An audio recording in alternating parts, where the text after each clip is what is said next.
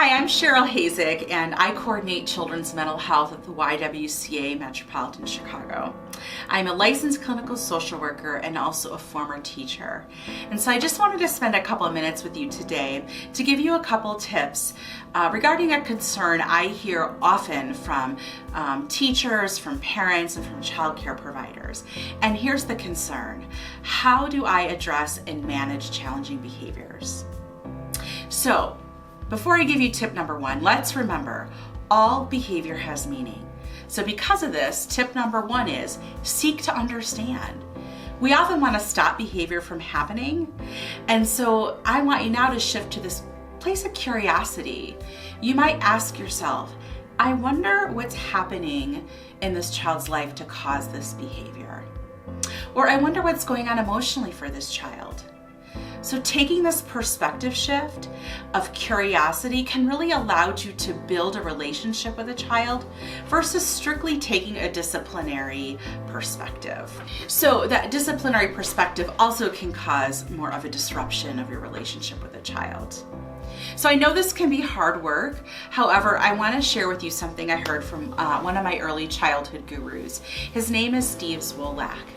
And I heard him speak at a national conference, and when I heard him say this, I just knew we were speaking the same language.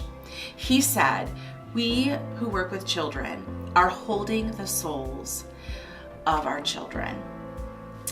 So perhaps that metaphor will stick with you as it has with me. This responsibility of holding the souls of children can help remind us to shift our perspective to be more inquisitive and curious as to what's causing the behavior in the first place. So that leads to number two. This is about you. To do this soul work, you need to take care of your soul. And working with children is not for the faint of heart. It takes courage, persistence, and a whole lot of love. So your self-care is essential. So what does self-care look like? So maybe you set aside a couple of minutes a day for you, whether you just pray, breathe, sip some coffee or tea, and allow yourself some rest to reset. Number two is setting boundaries. You can't do everything. Have realistic expectations for yourself. And the third part of self-care is regulate.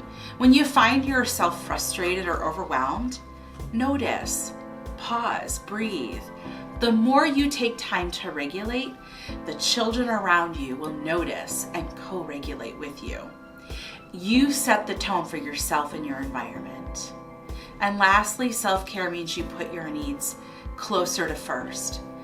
You know that oxygen mask metaphor on airplanes? We have to make sure that we have oxygen so that we can help others.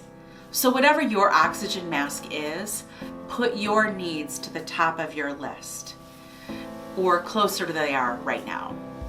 It's my hope that you heard something today that resonated with you or inspired you.